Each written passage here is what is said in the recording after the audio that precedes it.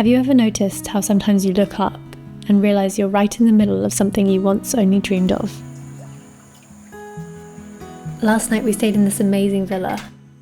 I've been here to film it. I've been so busy making sure that I get every shot I need that this morning I actually stopped and thought, I can't believe we're getting to stay here and experience this. It's something I'm trying to be a bit more mindful about, stopping to actually appreciate how far I've come and the things that are falling into place. I know it might seem a little silly to say, but I've really started imagining myself living in these spaces, being able to just be in them and wake up with that feeling. It just inspires me so much and reinforces that this is the kind of thing I want to build one day.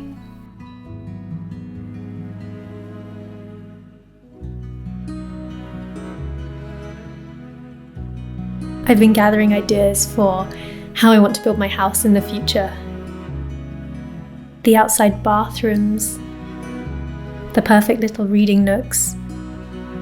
Each detail is so carefully thought out.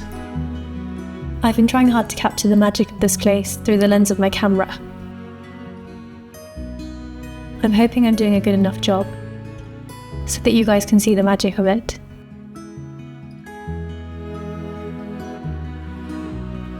I know I gave myself a 2-month window to be here and figure things out, but it started to feel more than a pit stop, and the more I see my way of life out here as something I truly want.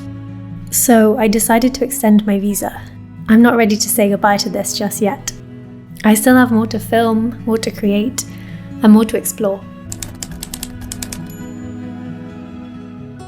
There's a few different visa options in Bali, but the one we got was a 2-month visa, and then after that you have to leave the country.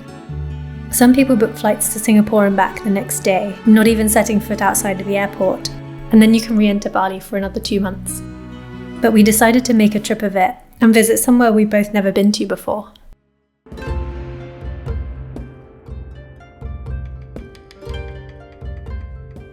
We arrived in Ho Chi Minh City for just 2 days.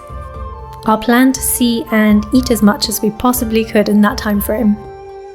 Although Ubud town centre can be pretty full on with traffic, it is nothing compared to here. It was crazy. There are so many bikes that crossing the road feels like a 50-50% chance of not getting run over. Our first stop was to try the famous Vietnamese egg coffee, which is iced coffee with an almost custard-like froth on top.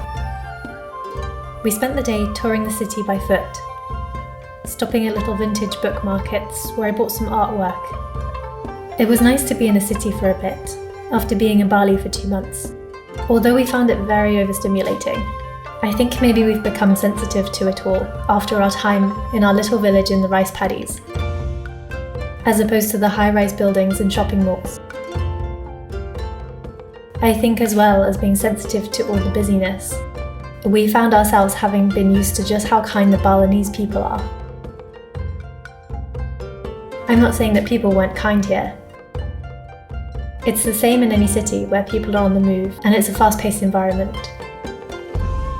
I'm wondering how I'll even find London now after being in Bali, where strangers smile and wave at you all the time. It made me appreciate it more than I already did.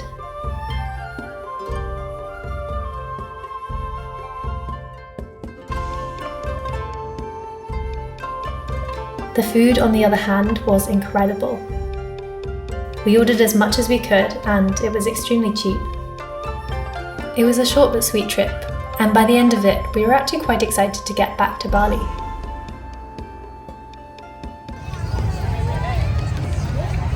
Oh, that's sugary.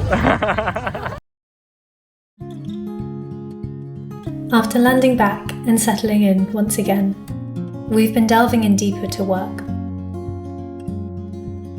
Filming and editing has taken up a lot of time, some of which I feel I should be spending finding other projects so that I don't become reliant on just this one. I feel I can breathe a little easier now that my decision has been made to stay 1 more extra month. After that, I think I'm going to go back to England for the summer. I have a few things I need to tend to, and I might see about working a few months on a film, just to top up my savings. This shift in lifestyles isn't linear. I still think heading back for part of the year to make some decent money allows me some runway while I'm still figuring out this new path. I won't lie that going back fills me with a lot of anxiety.